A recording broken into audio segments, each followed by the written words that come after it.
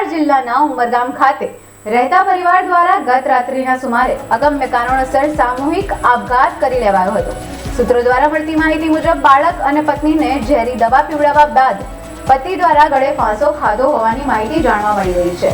ઉમરગામ પોલીસે ઘટના સ્થળે પહોંચી આગળની તપાસ હાથ ધરી છે। મળતી માહિતી મુજબ ઉમરગામના સોળસુંબા ગામે રહેતા પરિવાર દ્વારા એકાએક સામૂહિક આપઘાત કરી લીધો હતો।